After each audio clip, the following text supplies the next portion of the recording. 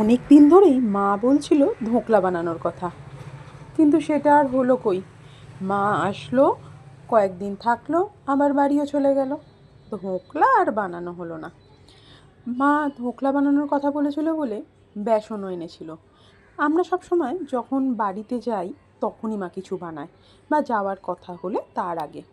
মাকে তো আর ধোকলা বানিয়ে খাওয়ানো হয়নি, কিন্তু তাই ভাবলাম একদিন বানাই, তাহলে ঠিকঠাক হলে আরও একদিন বানিয়ে নিয়ে যাব মায়ের জন্য।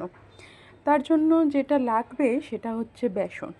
যদিও এই ধোকলা আমি কোনোদিনই বানাইনি, এক দিদির কাছ থেকে শোনা এবং তারপরই বানানো। তোমরা সবাই জানো ধোকলা বানাতে, তবু আমি যেভাবে বানিয়েছি সেটা না হয় একবার বলেই দিলাম। বেসন, তারপর দিয়েছি টক দই, হলুদ গুঁড়ো, লবণ, কালো সর্ষে আর খাবার সোডা। এই সমস্ত কিছু দিয়ে ভালো করে ফেটিয়ে নিয়েছি। আর হ্যাঁ, জলও দিতে হবে, একটা দইয়ের মতো ব্যাটার হবে। আর তারপর কারি পাতাও দিয়ে দিয়েছিলাম।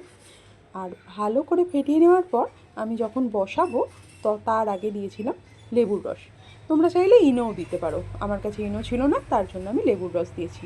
আর যে কৌটোটাতে বসাবো সেই কৌটোটাতে ভালো করে তেল মাখিয়ে নিয়েছি, নিয়ে ভাপে বসাতে হবে। মোটামুটি 25-30 মিনিট মতো লাগবে। আর ধোকলাটা হয়ে যাওয়ার পর আমি একটা ধোকলার সস বানিয়ে নিয়েছি। আর ধোকলার সসটাতে দিয়েছি পরিমাণ মতো জল, তাতে দিয়েছি কাঁচা লঙ্কা, কারি পাতা, একটু আদা, কালো সর্ষে আর অল্প একটু লবণ আর মিষ্টি। ব্যাস, এইটা দিয়ে ভালো করে ফুটিয়ে নিতে হবে। মোটামুটি 1 কাপ জল দিয়ে ফোটালে হাফ কাপ মতো করে নিতে হবে। আর তারপর ধোকলা হয়েছে কিনা দেখে নিয়ে ধোকলাটা পিস পিস করে নিয়েছি। আর তারপর উপর থেকে এই সসটা ছড়িয়ে দিয়েছি। ধোকলাটা কিন্তু অসম্ভব টেস্টি হয়েছে। যাকগে, আমার বানানো সাকসেসফুল। তাহলে এবার যেদিন বাড়িতে যাব আশা করছি ধোকলা বানিয়ে নিয়ে যেতে পারবো। তোমরা কারা কারা ধোকলা বানিয়ে খাও সেটা জানাতে ভুলো না। আমার কিন্তু ব্যাপক টেস্টি লেগেছে।